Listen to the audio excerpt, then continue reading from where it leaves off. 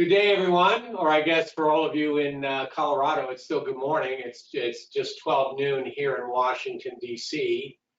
But I want to welcome everyone to the latest installment of the Fletcher, Hildreth webinar series. Many of you may know me and my partner in crime here. I'm Frank Montero, a partner here at Fletcher, Hildreth. And Dan Kirkpatrick, who has been with me many times on these webinars, is here as well. Dan's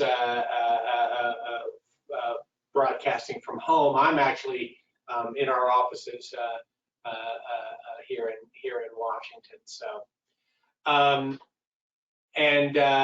today's topic is going to be a little different from what we usually do. It's going to be a little more sort of free-form, open discussion, kind of imagine one of those Sunday morning talk shows, just to go over a little prognosticating over how we see 2021 shaping up, the change in the administration, and changes at the FCC and possible rules and issues that might be of interest to broadcasters, not only in Colorado, but really across the country. But before I get started, I wanted to give a shout out and a thanks to the Colorado Broadcasters Association and to its board and to Justin Sasso, their fearless leader there, for helping to set up and initiate a lot of these webinars that we do for the association. We're happy to do these, but for those of you who are joining and are not members of CBA or familiar with CBA, it's a great organization to join. CBA does some fantastic work, not only at the state, but here in Washington on behalf of broadcasters throughout the state of Colorado. And provide some excellent services, including a legal hotline service that our law firm provides to its members as well as obviously these webinars. Also, before I get started, I wanted to mention that this presentation, along with many prior presentations that we have done, are on our YouTube page. Our firm has a YouTube page. If you just go to YouTube and you search Fletcher, Hildreth webinars, you're going to pull up a bunch of webinars that we've done over the many years on a variety of different subjects, including political broadcasting, renewals, marijuana advertising, public inspection files, copyright, trademark issues. The list goes on and on. There's a wealth of information there, all for free. So I urge you to take advantage of that. We also have a blog, comlawblog.com. It's on, and you can go to comlawblog.com, and there you will find a wealth of articles on FCC broadcasting and also just general telecommunications, wireless issues that are interesting. You can subscribe to it, and it's free. And we also put out a monthly memo to our members and clients. The CBA receives our newsletter as well that has a lot of those articles.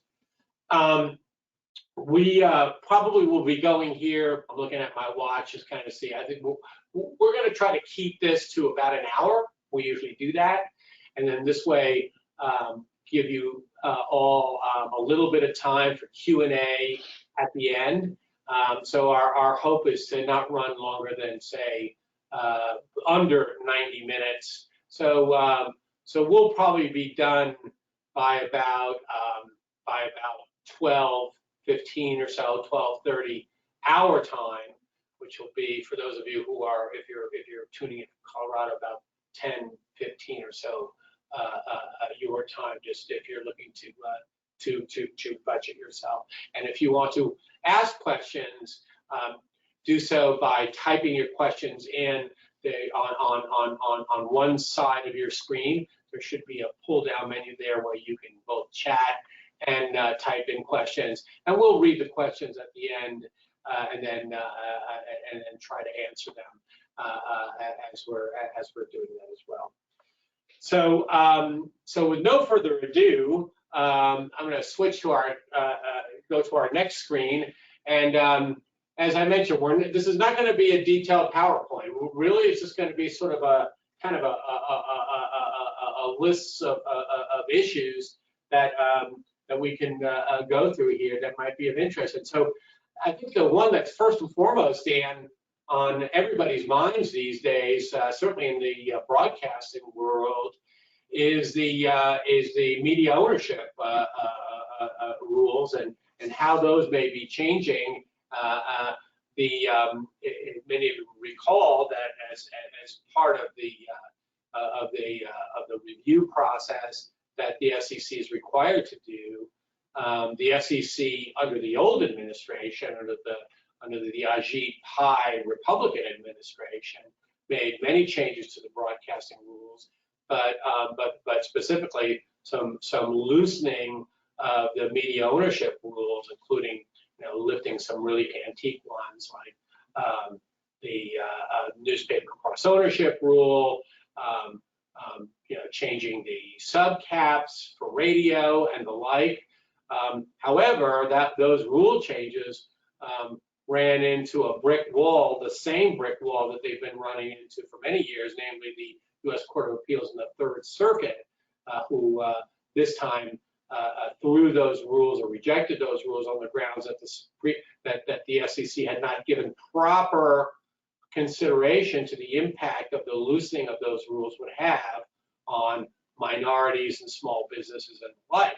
The one difference being this time that this time it actually went up to the Supreme Court.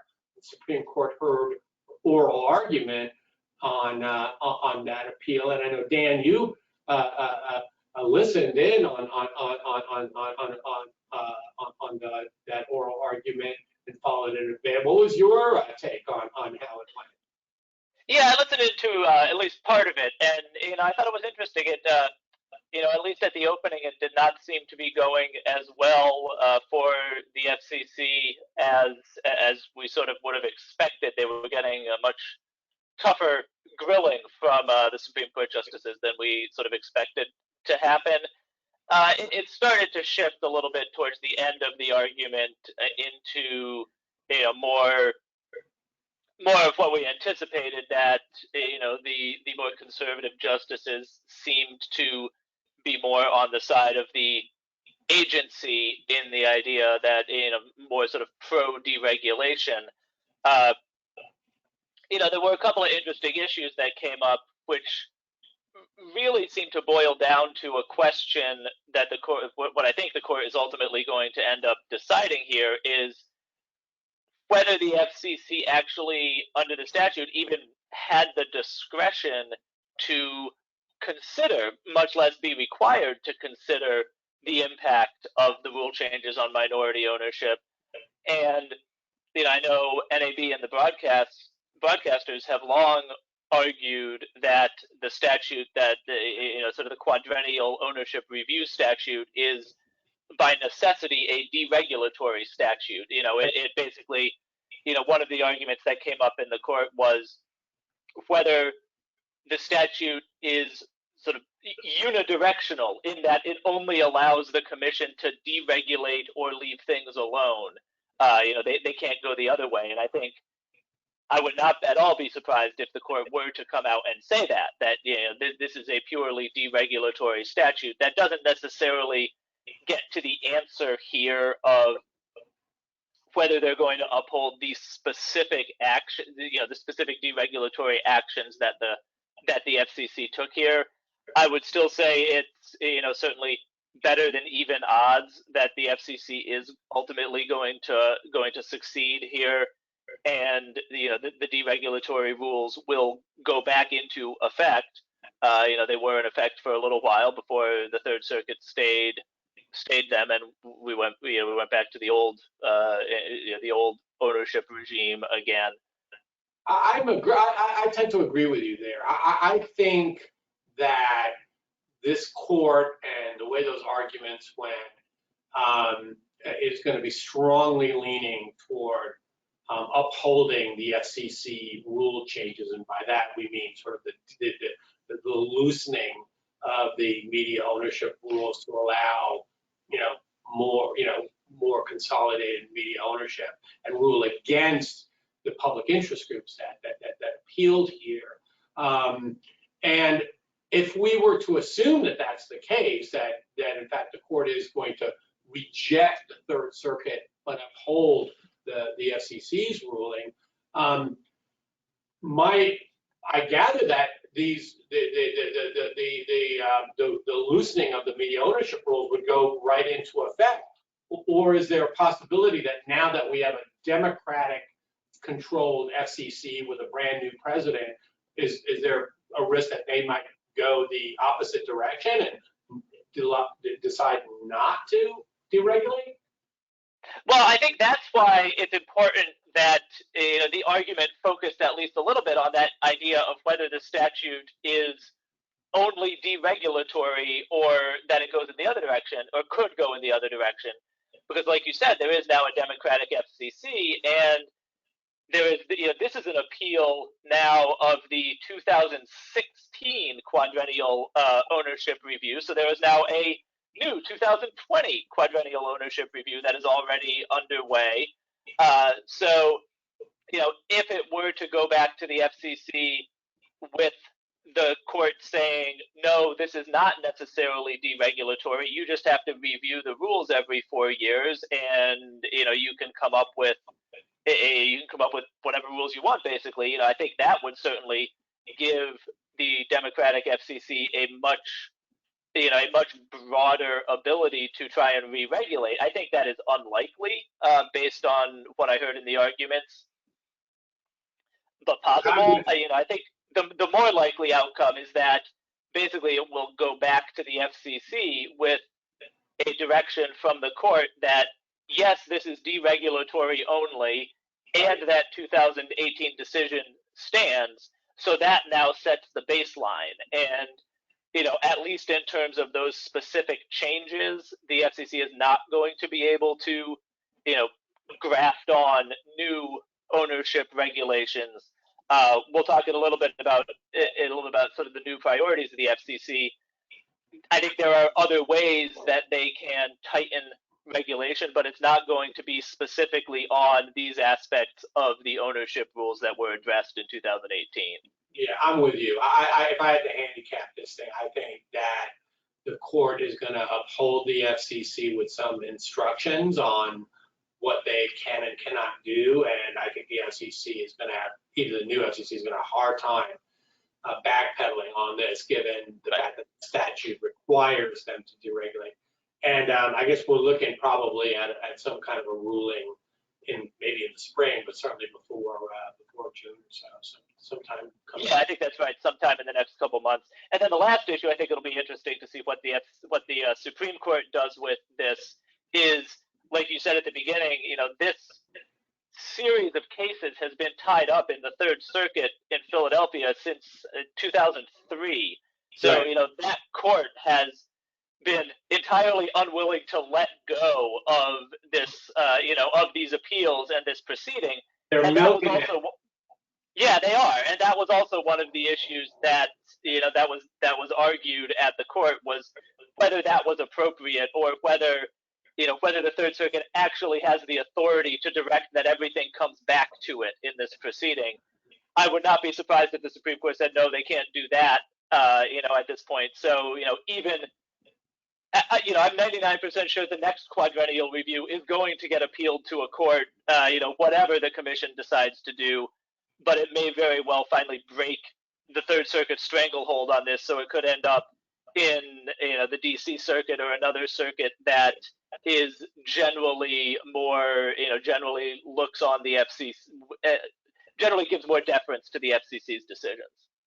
Let's hope that that's the case. So moving on over to the FCC itself. So Ajit Pai left, and then we had this sort of awkward clunky, unexpected departure by Michael O'Reilly, who I think was hoping to have another term, but President Trump pulled the rug out from under him over a disagreement over the social media, his take on social media, and then in the meantime appointed a Republican, Symington, who is, I guess, more and was in line with President Trump's view on regulating social media. But with Pai's departure, we went from a 3-2 Republican majority to now what is basically a kind of a deadlocked 2 Democrats, two Republicans, and they've made one of the sitting Democrats the acting chair, because of course we have a president of the Democratic president in the White House, so the Democratic president can now put a majority of Democrats at the FCC. So he named Jessica Rosenworcel, the sort of the more senior, longer-term Democrat, to be the acting chair, and she seems to be hitting the ground running. And we all know, or at least I suspect, that she really wants the job permanently, and is probably looking to make a name for herself. Any speculations, Dan, on whether or not she may get the job permanently, or whether who may fill the that open Democratic seat, or do you think the deadlock's going to affect things at the FCC for a while? Yeah, I mean, I think very importantly, when the Democrats took the 2 Georgia Senate seats, I think that makes the likelihood of any extended deadlock much less likely, because that just makes it much easier for President Biden to get any of his nominees to any agencies through the Senate much more quickly.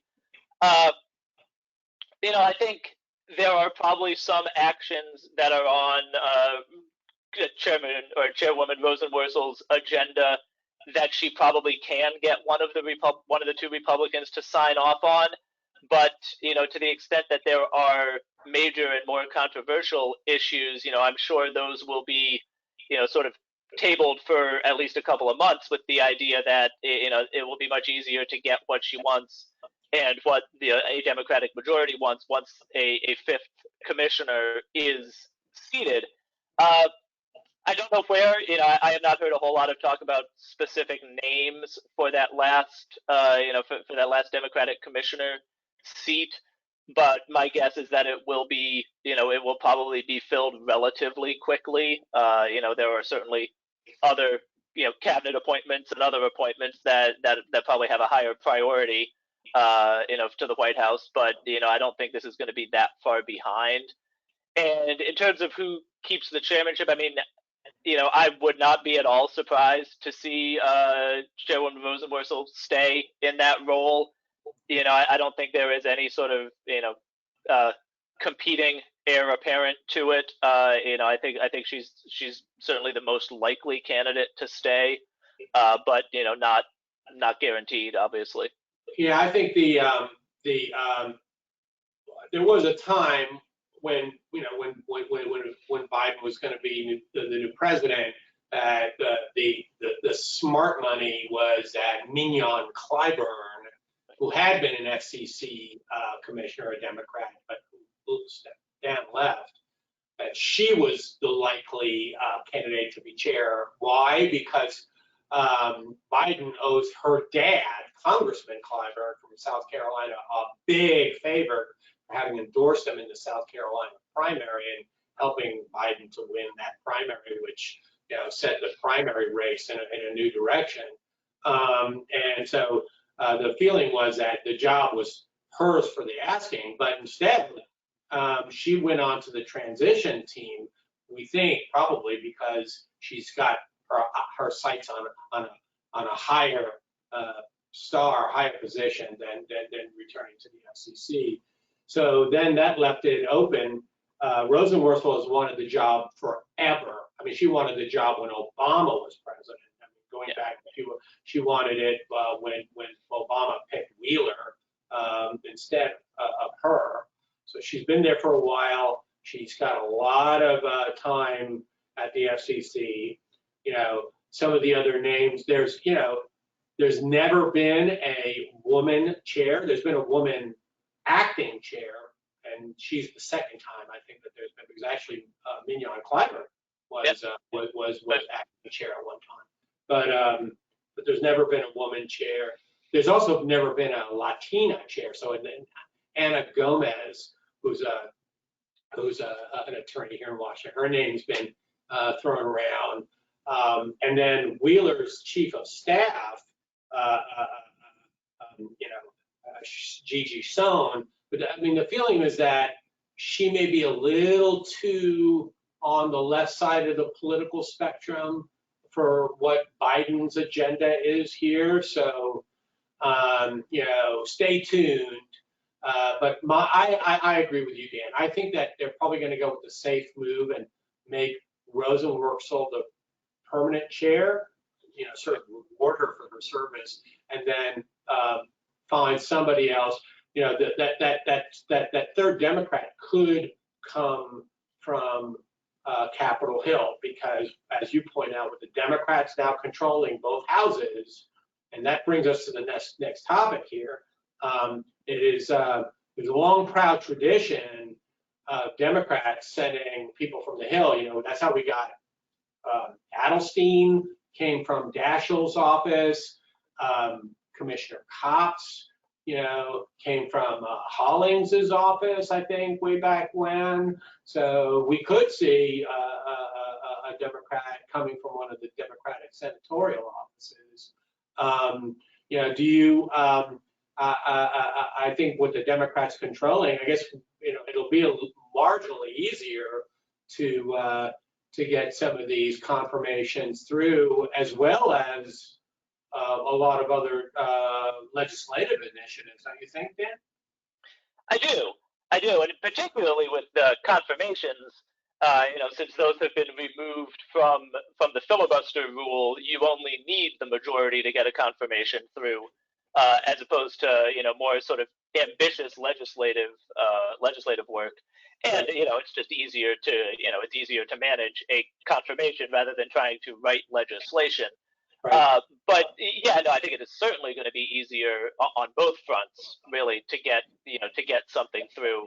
And like I said, I mean, I think that's going to certainly speed up getting that fifth commissioner on, which I think once that happens, that's going to allow either Rosenworcel as chairwoman, or whoever the new appointee is as chair, to really sort of drive the agenda at the agency, to the extent that they can do things at the agency level without needing new legislation. I think they really are going to focus on that. Just to step back to the broadcast ownership issues, what we had said is that even if the Supreme Court upholds the previous 2018 decision, there are a number of things that doesn't address. Most particularly, I know Chairwoman Rosenworcel has long opposed the idea of the UHF discount, which is addressed, and the national ownership cap even, are addressed entirely separately from that quadrennial ownership review. And I could certainly see that being a definite focus of hers in terms of the media ownership, to address both of those issues. And then the other issue is just, so many of these media ownership rules, and even in that 2018 decision, they had adopted, somewhat vague waiver standards to some of the rules, particularly the television duopoly rule and others. And, if nothing else, I certainly think those waivers are going to be getting a much, a much more close look than they would have under a Republican-controlled FCC. I think you're right. And I think, having the Democrats, or having a single party, let's just say, start with that, controlling both houses, creates a certain degree of efficiency, but that can, that's a two-edged sword. And, in this case, we're aware that it is the Democratic Party, the Democrats have, agenda items that are not always entirely favorable to the broadcasting industry. So, there's marijuana. We're going to talk about that in a second. I think that could be a plus, but we have issues like the advertising tax deductions, music licensing issues. Those may not be the kind of things that are always going to come out favorably for the broadcasting industry.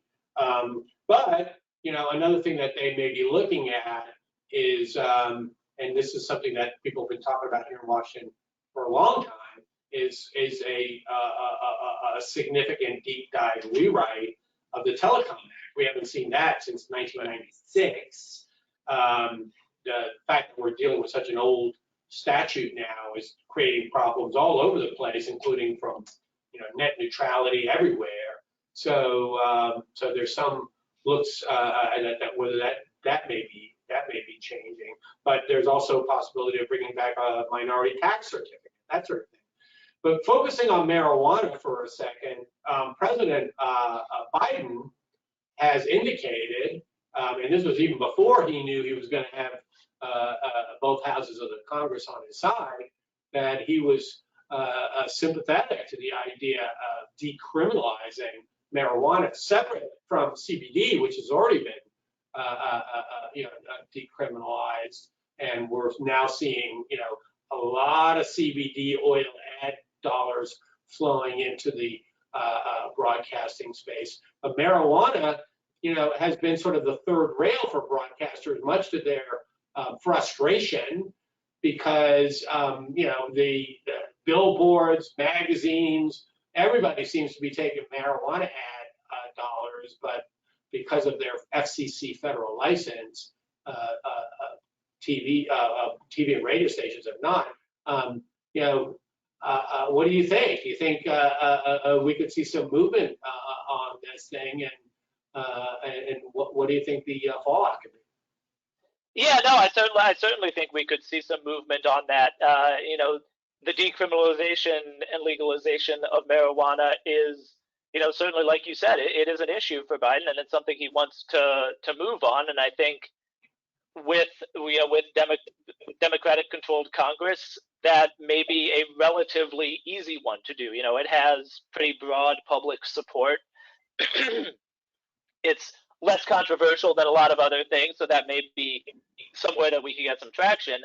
I think at the very least, I was just remembering when we were doing this, 4 years ago, there was a big fear that a Jeff Sessions-controlled DOJ may not take the hands-off approach that had been in place under Obama's DOJ in terms of cracking down on marijuana sales in those states that have decriminalized it. I certainly think that now that is not anywhere near that kind of concern. I mean, I think DOJ is definitely going to be in that hands-off position. With the exception that if the marijuana business is engaged in other criminal activity or is a front for racketeering or trafficking businesses, they can look at that. But I think they will, to a much greater extent, even without additional legislation, take a definitely a hands-off approach on that. And, maybe some. Yeah, I don't know how much formal guidance they would give in that area. I know there was a memo under the Obama DOJ that basically directed them to take that sort of hands-off approach. I don't know if that will come back, but I think in practice it will certainly be more hands-off. Yeah, I agree with you. Sorry to interrupt. No, I was just going to say, on both marijuana and CBD, the one place where I think there might be some additional regulation, even if these things become more legalized, is on the consumer protection side of this. One of the things that has always been an issue with the CBD ads is the false claims issues and, making unsupported claims of the medical benefits of CBD. We haven't seen a huge crackdown on that kind of claims. I think that may, as things, particularly if marijuana becomes decriminalized, I think we may see a much greater crackdown on the advertising itself and making sure that there aren't false claims in the advertising. obviously most of that enforcement would go to the advertiser themselves, but it is certainly something to be aware of as, a station taking that advertising, that you want to protect yourself and make sure that you are, one, indemnified by the advertisers, and two, that you're at least looking at the advertising to make sure that there isn't, there are no sort of egregious false claims or really questionable statements in those ads. Yeah, I think you're right, Dan. First of all, I think that there's just too much economic pressure here. I mean, it's not just from, say, broadcasters, or even just from the marijuana industry itself. I mean, the banks, supermarkets, CVS, drugstore chains, everybody, wants to get a piece of this action. But, the banks, just like, and the national, say, grocery stores chains, are not going to touch it while it's still a controlled substance on the federal level. And these congressmen, senators, they're going to be lobbied at the state level, and in their state, many of them are from states that are increasingly making this the sale of marijuana legal. So I liken it, for those who have been, in the broadcasting industry long enough, like me. I remember when the doors started to open on casino gambling. It was like, at one time there was like no casino gambling ads, and then the FCC cracked open the door in places like Nevada, New Jersey, New Orleans. But then, little by little, it started opening up more and more because, there was still holding it back. But I think, as you point out, it's going to come with some, some real regulations in terms of, and we've already seen with all of this, regulations in terms of marketing to children, probably disclaimers. Think e-cigarettes, which actually that may go the other way, and certainly false health claims, which is a big issue here. How about, Dan, moving on to retrans? I mean, TV retrans. Do we see that's another area where the Congress has been involved, and NAB has been lobbying them. Like, do you see any movement there with this Congress and with the FCC? It's not really a partisan issue the way that many are, so I don't know that sort of the change in administration is really going to impact this. I think sort of the bigger impact is, with all of the changes that the coronavirus has wrought on television, particularly in, sports programming and sort of the economics of the television model, I would not at all be surprised if it is leading to, we've already seen some, but, additional contentious negotiations and blackouts of programming on various cable and satellite systems. Always, to the extent that happens, there have been further legislative pushes to try and reform the process, and try and avoid those blackouts. I know has been already some legislation introduced. I don't know that it has any great likelihood of success, but I wouldn't be surprised if there continue to be those contentious blackouts. That may be something that Congress, again, there's a new push to get them involved in trying to crack down on that. These would be like legislatively imposed settlements or rates or the like that to prevent the blackouts from happening. Yeah, I think it would be, and there are any number of means to avoid them that have been proposed in the past. There have been sort of forced arbitration ideas floated around, things like that, ideas that, you need to grant extensions of agreements while negotiations are ongoing. Right. There's any number of sort of flavors of legislation that has been out there and is probably still floating around that, Congress could act on. Obviously the NAB has been very good about lobbying on the other side and, keeping the keeping the regime essentially where it has been, with a few reforms around the edges, but no fundamental reform. I think that's most likely what would happen here again is, the last time was, they keep trying to change the good faith negotiation rules. I wouldn't be surprised if there's a little bit of tinkering around the edges there again. I don't know that there's going to be a wholesale change, but I think certainly it's going to be something that NAB and the state broadcasters are going to have to keep fighting on to keep so the stations don't lose the leverage that they have in those negotiations going forward. Well, as long as we already have the attention of all the TV stations in the audience, and don't worry, Brady, we're going to get back to you in a moment.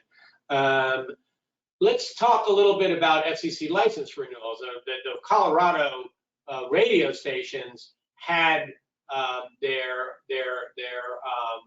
license renewals last year, but the TV stations are still now going to be coming up in December, is it, of 2021?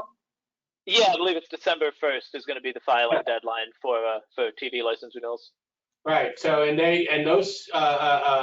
those stations need to be getting their public files in order. We did for those of you, we did a license renewal webinar, which is on our YouTube page last year. So for those of you who did not see it, you can go back and look at it again. But with regard to the license renewals, certainly we've discovered now that a big part of it is reviewing the online public files, and the FCC is now able to sort of check those files online. But the FCC has really been cracking down on the political files, seeing as how we were sort of in the aftermath of a pretty hotly contested political season. They're checking those and dinging stations that didn't keep proper records on their political files. Is that right, Dan? Yeah, it is. And in particular, the thing that they are looking at in both political and the rest of the public file that, the online public file allows them to review is the timing of when things were posted into the file. It used to be that if you got to a license renewal, or if you thought an FCC inspector was going to come by, you could always recreate things and dump them into your paper file in the office, and nobody had any way to know when they were placed there. But with the online public file, whenever anything is uploaded, it's date stamped, and the FCC staff looking at their end of the file can tell when things were added. And in that license renewal, you're making a certification, not only that your file is complete, but that everything was placed in the file when it was supposed to be. And, it is really something that the FCC is looking at now, is whether that is true or not, if things were there when they were supposed to be. In the political files, particularly for radio stations last year, they were really cracking down on the timing of orders, because the rules have long said that you're supposed to upload any order for political time immediately. They hadn't really had a very strict standard as to what immediately meant, but they've clarified that, absent some compelling circumstances, they expect that means that any order you get is going to be in the file by the end of the next business day. So, on a weekday, it'll just be that, within 24 hours, basically. If you get something on a Friday, it has to be in there by the end of the next business day on Monday. But, that is something that they're looking at. They're even drilling into the documents that are uploaded to see what the date is on the order form, and see if it matches the upload date within a day. And, there were some, pretty significant, I don't know that it ended up in really large fines, except for a few larger broadcasters, but there were definitely some fines imposed for failure to meet those timing deadlines last year with the radio stations. Interestingly, it's the audio division and the video division of the FCC are looking at the renewals separately for radio and television. We aren't really far enough into the television renewal cycle to know if they are going to take the same approach, or if what they're going to look at, whether they're going to be as strict about things like that. there's a chance that they, that they take a somewhat different standard. I think in part just in recognition of the sheer volume of political advertising that a lot of television stations have, as opposed to radio stations, or at least historically have had.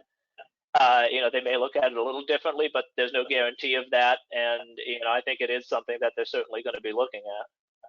And before we leave this slide and and move on to the next round of topics, there's a couple of big picture 2021 deadlines coming up.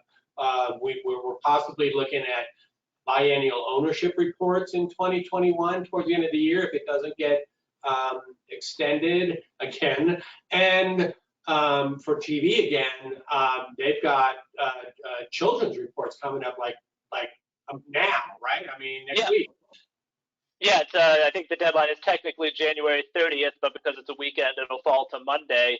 Right. But the sort of the first annual children's programming report that's actually covering a full year, right, and the commercial limits documentation covering all of 2020 needs to be needs to be filed and in the public files by Monday. Right. So TV stations keep note of that. So moving on to the next slide and some of the more possible big issues coming up in 2021. We may be seeing some new FM filing windows coming up. Now, these are going to be largely for non-commercial stations coming up. So, but when we still had Chairman Pai, he had written a letter to the Congress at the time, basically committing to opening up a new window for non-commercial FM stations and a new window for LPFM stations. That's going to be sort of a big one. We haven't seen one of those in quite some time, and I think that's I think right now that many have been asking whether or not there's going to be a new commercial FM filing window, but we still haven't completely finished up from the last commercial FM filing window, and there's been sort of a pause on translators. So we may be seeing some FM activity coming up in 2021. Dan, correct? Yeah, like you said, and also just to add to that, we had the FM auction. I think it was auction 106 that was supposed to start in March or April of last year and got sort of indefinitely postponed, even after a lot of the initial applications were filed. So that's still out there with no specific rescheduling in sight. But at some point that is probably going to be be resuscitated and start over again. Right. Obviously, I wouldn't be surprised, since that one is an auction, I would not be at all surprised if the FCC wants to wait until economic conditions improve a little bit more and they might get more money for those frequencies. But, it is out there, and it probably will come back. Right. And now in the case of the non-commercial ones, those would not go to auctions. They're done through this sort of elaborate point system. We have more information on that. We did a webinar on that as well. But I think it's anticipated that it's probably going to be the non-commercial full power, non-commercial FM window that happens first. Maybe even as early as this summer, followed then by the LPFM window, which may have to come a little ways down the road after that. So. Like it or not, with the combination of the, soon hopefully to be held commercial FM auction, as well as the windows for these non-commercial full powers and LPFMs, we may be seeing, again, as I mentioned, a lot more FM stations coming on the block here. And while on the topic of sort of some of the low power services, there's some activity with LPTV stations as well with a transition deadline. Isn't that right, Dan? Yeah, there is. We are finally, after many, many years, approaching July 13th of 2021 is now finally going to be the deadline for all analog LPTV broadcasting to stop. And there are both active stations that will have to stop broadcasting in analog and build out their digital permits, but also, there are any number of digital LPTV permits that have never been built, but were granted, many years ago, and the FCC has just sort of continually extended those construction deadlines under the theory that they didn't want to force stations to build out and then potentially be displaced with with the full power repack. But those are all subject to a July 13th deadline to get built out as well. There is an option, stations can extend that by 180 days, but they have to file for that extension by March 13th. If they have one of those permits. That does not extend, and the FCC has said that they will not extend any authority to keep broadcasting analog LPTV past that July 13th deadline. So that is really a hard cutoff for analog broadcasting. It's a slightly softer construction deadline for any digital facilities. Those are subject to a slight extension, but anybody who has an LPTV digital permit, should really be getting on figuring out how to get that built out in time or extend it if necessary. Dan, when this transition is going to be the final nail in the coffin for those 87.7 Franken FMs that have been on Channel 6, right? Yeah, I mean, unless the FCC changes their minds and wants to do something with that, yeah, those will finally have to stop. Right. And while we're talking about digital, finally, we may be looking at an AM digital option that long after the FM digital in-band on-channel transition that went into effect many, many years ago, AM always had its own technical problems and issues with regard to its transition, but it looks like that is finally going to be back on track and happening. But it's going to be more like the FM situation where it's going to be optional and may require some additional investment on the part of the AM stations to implement. Is that right, Ben? Yeah, no, that's exactly right. It's similar to the FM rollout where the stations can do it, if they want. It'll be interesting to see how that actually happens, what the economics of it are for stations to make that conversion. And also, it's going to be interesting to see, I think a lot of this, over the last couple of years was driven to some extent by Chairman Pai's real focus and, for lack of a better word, love for radio and AM radio in particular. And, I think it's going to be, I don't think we'll have opposition to radio or AM by a new chairman or new commissioner, but I don't know that there will be that focus on it that there has been over the last few years. So I think it really, to the extent that that broadcasters want changes here, they're really going to have to be the drivers of it more than having sort of the chairman really focused on those issues. There's no doubt the fact that Chairman Pai, regardless of what you thought of him, bless his heart. I mean, the guy loved radio and he loved AM radio, and all the AM revitalization initiatives. That was his doing. The push on AM digital and the like. I don't know that we're going to see that in the new administration. We got a little spoiled. I've told people that I think Pi was the best thing for broadcasters we've seen in the FCC's chairman's suite since maybe James Quello, but it's it's been a while on that.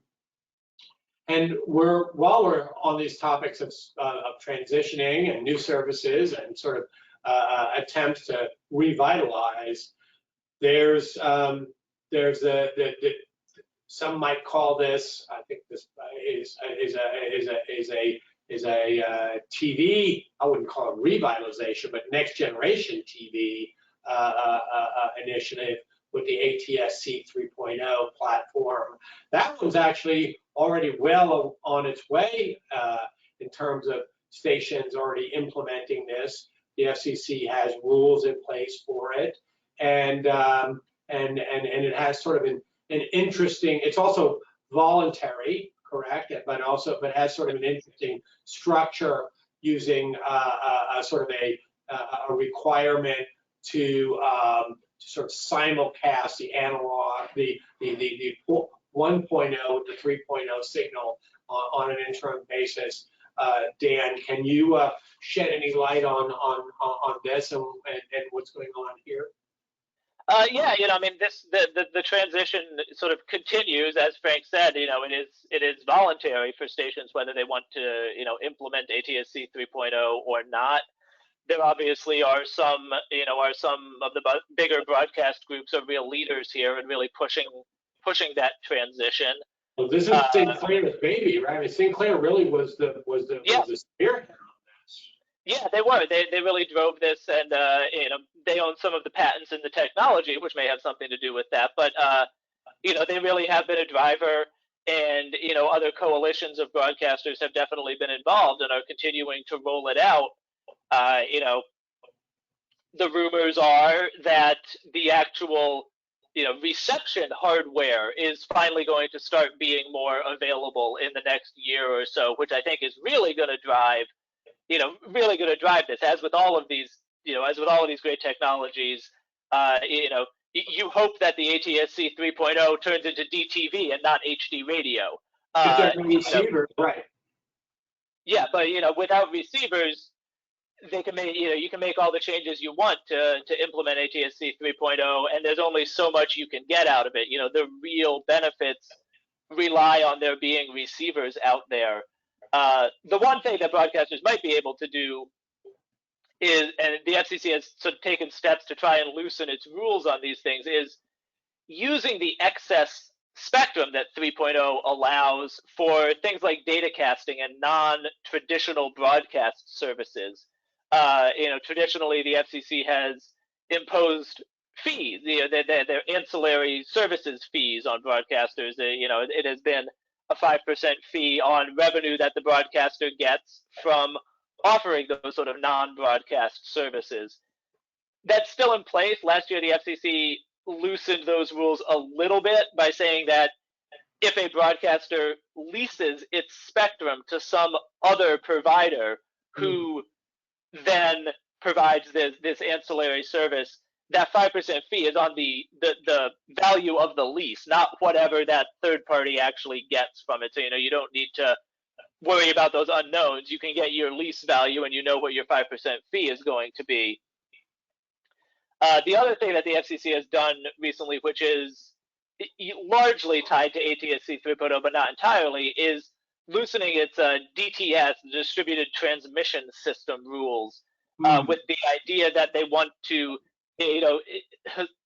since those rules have been in place, there have been very strict limits on whether, even with those distributed transmission systems, whether you can sort of have a signal that bleeds over outside of your primary contour area. They're now loosening that a little bit, so there can be, as long as it's not causing interference to other stations, there can be a little bit more bleed over outside the service area, which, I'm not an engineer, but from what I understand, can really help a DTS system provide a very high level of service throughout the larger contour of a traditional television service contour. So, that both helps traditional reception, but also could be really helpful as ATSC 3.0 gets rolled out, and allowing geolocation through ATSC 3.0 and other things that rely on that stronger service area throughout your coverage area. So with this ATSC 3.0 service, I mean, to me, I mean, it's a clear effort on the part of the over-the-air broadcasters to compete against services like Netflix and online services and the like, to try to claw back a lot of that market share. But also, though, is and I guess we obviously say the same thing about digital AM, is that a big part of this is going to be getting the receivers out there so that the audience can actually receive these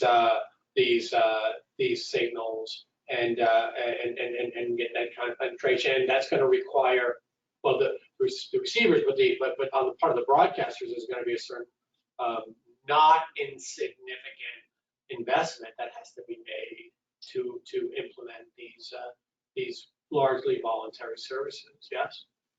Yeah, no, definitely. It is, it's not cheap to go to, to make that conversion to ATSC 3.0. And as you had said before, even once you do it, at least for the time being, every station also has to continue providing the ATSC 1.0 signal. There are some, limitations on that. It can be a slightly less strong signal than had been delivered before.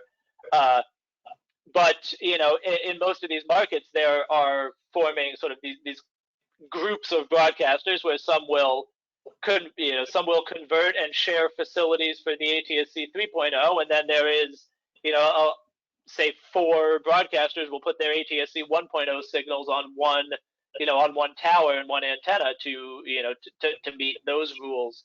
So there are a lot of moving parts to an ATSC 3.0 conversion, and a lot of coordination required, which makes it very expensive to do. And at least until the receivers are out there in the field, particularly for smaller broadcasters, those expenses are very hard to incur when there isn't, when the upside is not there yet. Although, from what we've heard, that is coming in the near term, with new ATSC 3.0 receivers getting out into the field. So the last 3 topics that we're going to talk about here are largely legislative and dovetail a little bit with one of our opening topics, which is that with the shift now to a democratically controlled Senate and House, one party controlling both houses, we have the potential for greater efficiencies in terms of confirmations, legislation, and what have you. That's not always a good thing for broadcasters, and I think that the following 3 are some examples of 3 major ones that broadcasters are going to be looking at. Advertising tax. That's a little bit of a misnomer here. It is close to a perennial issue. It's certainly not the first time that it's come up. And really, what the issue here is an effort to increase revenue at the federal level by rolling back some of the deductions that have been allowed in the past. One of those deductions is deductions for advertising expenses, which it is worried, and the National Association of Broadcasters as well as the CBA have taken big leads on this. The worry, of course, is that the removal of the ad tax or the ad expenditure deduction from tax payments could cause a contraction in the ad dollars flowing to broadcasters. And I think there is a concern right now. The federal government's spending a lot of money on COVID relief and the like. That there, to say nothing of the fact that there was a pretty major tax cut during the Trump administration, there's increasing worries about the state of the federal deficit, which is also already pretty high. And of course, there's some worries that that's partly going to be addressed on the backs of broadcasters. Any thoughts on handicapping this, Dan, on whether this thing has legs and whether anything might happen on this over the course of the next year?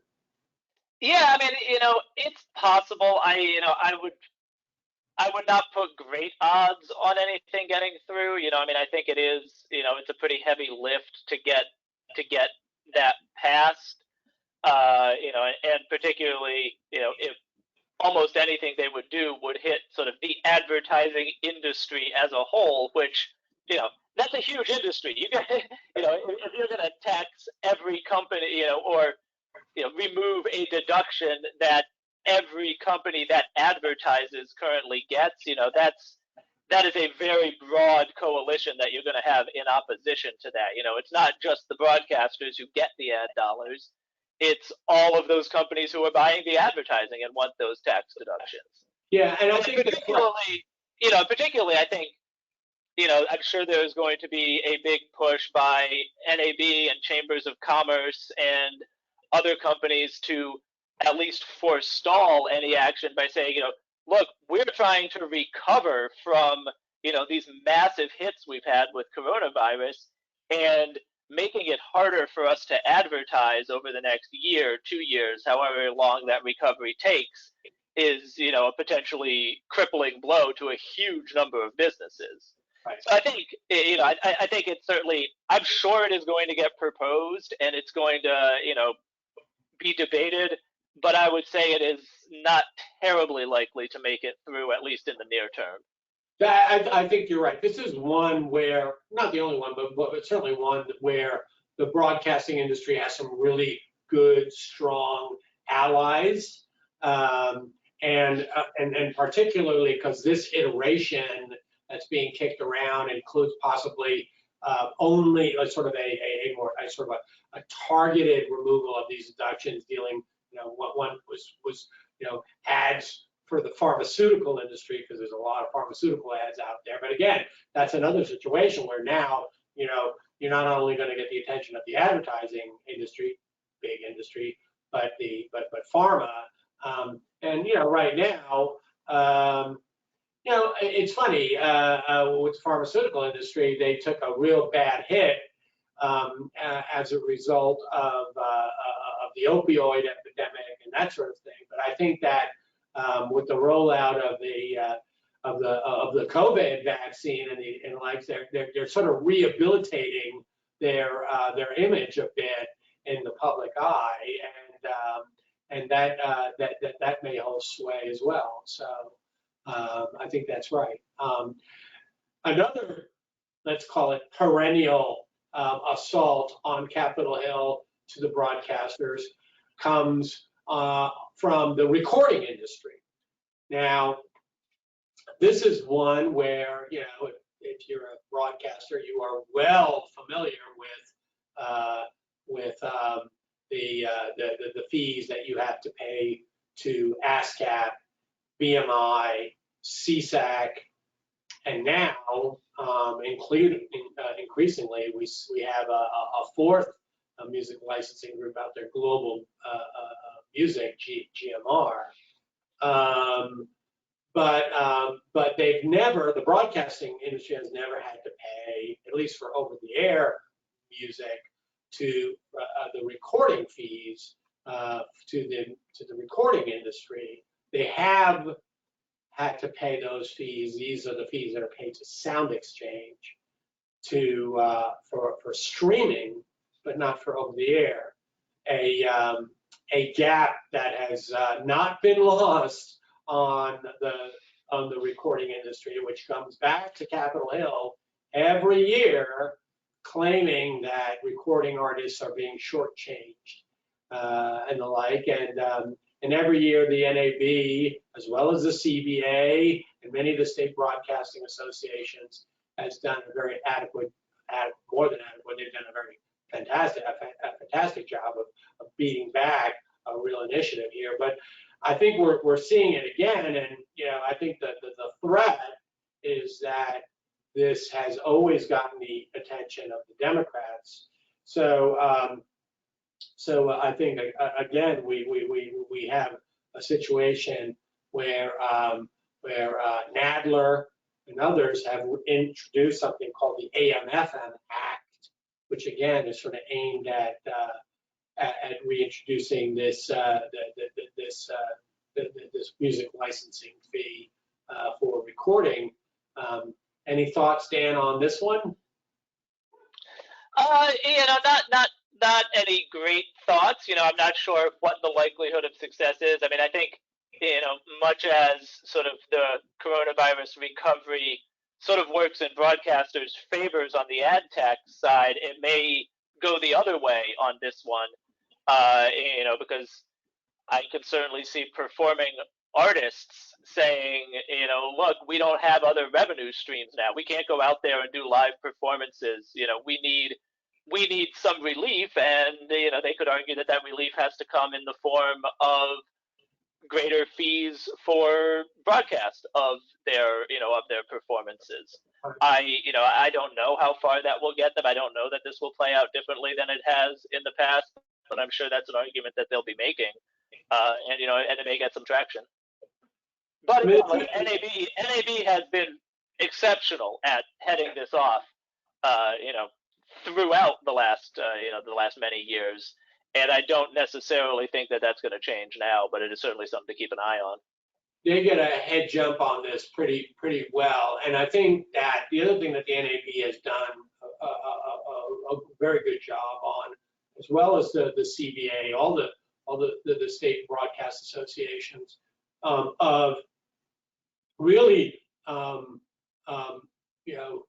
proving and showing the vital role that broadcasters play, particularly in times of crisis, whether it's the hurricanes in the Gulf, during the wildfires in the West, with COVID.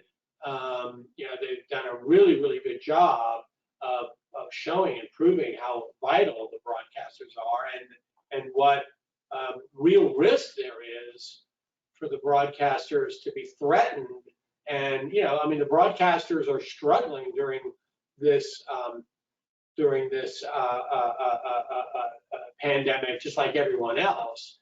And so now is not the time for Congress to be engaging in activity, whether it's removal of the advertising tax deduction or imposing new fees on broadcasters to tighten the noose around broadcasters' viability any more than it already is. So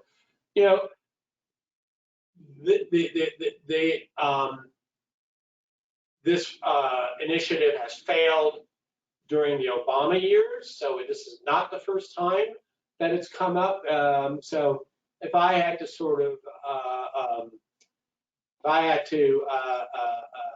predict, I have a feeling that at least in 2021, that you're not going to see either a lifting of the advertising deduction, nor an imposition of a new fee for the recording industry as well. I will mention before we leave music licensing that on the more traditional, the ASCAP BMI side, the Department of Justice and the federal government is still looking at the ASCAP and BMI consent decrees to see the future of those. Those are very important in as much as how they control the fees that ASCAP and BMI are able to charge. The Radio Music License Committee has an ongoing battle with this newest organization, GMR, and this is an issue that's going to become more and more of an issue, certainly on the radio side as well. So there's definitely a lot of activity going on in terms of music licensing that we're going to be continuing to see into this year. And last but not least, we can't avoid the 800-pound gorilla in the room, the elephant in the room, COVID-19. Certainly has changed the way in which the SEC operates. The SEC, like the rest of the government, is still largely operating remotely. Although I have to say, although there's been a bit of a slowdown as far as processing applications and the like, the pandemic has not impacted the FCC nearly as much as it could have. And the SEC is proceeding forward with a move to a new building for when they get back to work. Isn't that right, Dan? Yeah, no, I agree. I mean, I think we would have expected things to slow down a lot more than they have. I'm sure they're having to redesign their plans for their office space in their new building, but I think they are adapting well, and everyone is adapting to remote work. That hasn't had a huge impact on things, although, like you said, it has slowed some things down a little bit. Right. But hopefully that will, begin to, get back in line to, sort of traditional, historic processing speeds over the coming months. Right. And we did see, an instance where this was already in 2019.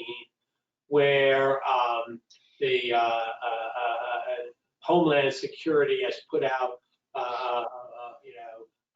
letters, giving some assistance to broadcasters to get access to fuel and to their transmitter sites, as in their role as first responders during the COVID pandemic. And while there was not much specifically about broadcasters in the first COVID relief package, there is some recognition of broadcasters in the latter iteration, the most recent iteration, in terms of PPP loans. These are the loans to protect personnel and employment at broadcasters administered by the SBA. You have a little experience with these PPP loans and the SBA, don't you, Dan? Yeah, a little bit. It's a cumbersome process, and I know, in the initial round, there were provisions that basically prevented large broadcast groups from taking advantage of any of those loans. In the new round of PPP funding, Congress has changed that a little so that the local market and local stations can take advantage of those PPP loans, even if they are part of a larger broadcast group owner. Which and even part of a publicly traded one too, right? Right, exactly. Yeah, those sort of restrictions have been lifted a little bit to make the relief more broadly available, which hopefully will be helpful, and stations will be able to get that get those loans and potentially get them forgiven. I know that's sort of the original rounds of loans are all now in in forgiveness processing with the SBA, which I think is putting. Yeah, I think the SBA is very busy right now. They have a lot to do processing all of these applications, but they're working on it, and it seems that it is a potential avenue for relief for a lot of broadcasters, and now larger ones as well as smaller. Right, and I should mention that we have a webinar that we did on EAS issues, on basically broader than EAS, on basically just on emergency activity issues, sort of basically addressing broadcasters' roles as first responders, and we were good enough actually on that other webinar to have with us the head of the FCC's emergency planning office, as well as the former director of FEMA was on that webinar as well, and you can find that on the YouTube page. And we talk about some of the COVID relief issues, as well as some of the other initiatives that were put in place to assist broadcasters in that respect as well. And I invite you to go and peruse those earlier webinars, because there's a lot of great information there. So with that, I think we are done with our last topic, and we open it up to any questions here. If anybody has any, as I mentioned at the outset, you can type your questions in on the chat room, or actually not the chat room, but on the questions functions there. And if you can't think of any questions that you want to ask, you'll see right there contact information for myself, as well as for Dan, and as well as links to the ComLaw blog, and also you'll be able to get access to the back webinars on the blog, as well as on YouTube. So any questions there that, let's see. Oh, here's one from, it says, Gigi Schoen is brilliant and fair, careful calling her too left-wing, but thanks so much for this thoughtful conversation. I agree. I believe it or not, I know Gigi well. I actually served at the FCC during the Bill Clinton administration, and worked with Gigi very well back during those days. I don't express that as my own personal opinion of Gigi, but I am watching how Biden, this is my own editorial comment, how Biden seems to be approaching his role as the new president. And I see him being very cautious in terms of, not feeding the rifts that the deep fissures that have been created in American society at large, to say nothing of Washington. So my gut tells me that as far as picking someone at the FCC, he is probably inclined to go safe. I think that helps Rosenworcel in as much as, Rosenworcel has several things going for her. One is that he can, she's already a commissioner, so she does not have to be confirmed by the Senate. I think her role as permanent chair would have to be confirmed by the Senate. But you saw this with President Bush when he went and picked Michael Powell, a sitting commissioner, and made him acting chair, and then ultimately permanent chair. You might see a similar situation like that. Now, could Gigi fill, one of the open? There's still another Democratic seat that has to be filled. Stay tuned to this channel. But I did not want to give the impression that was my opinion. But I do think that right now he's probably going to go safe with the chairman's suite. But I've been wrong before. So, any other questions? Well, I think that may be it. Dan, do you have any last words you'd like to throw in here before we adjourn? I don't. I think it's going to be an interesting year to see how the new administration approaches broadcasting, and how how the economic recovery goes, and we'll be here as you have questions to deal with as we go through it. But it'll be as with all things recently, it'll be interesting.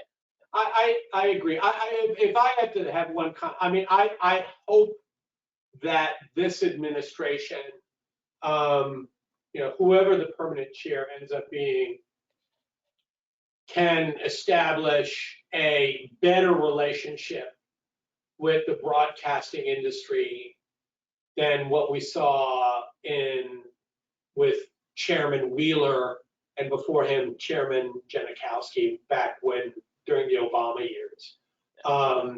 Many of you may remember that it got really ugly between Wheeler and Tom Wheeler and the NAB over multiple ownership, over attribution, shared services agreements, a lot of issues.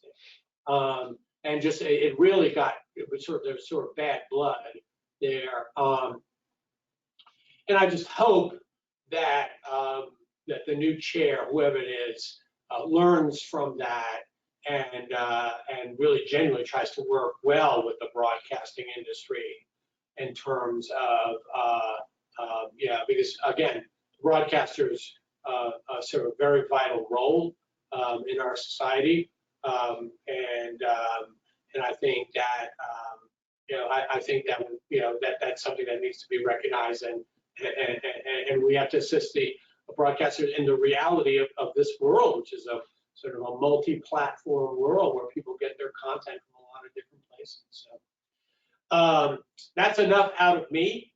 Again, this has been great. Hope to see all of you at our next webinar, and have a good rest of the day.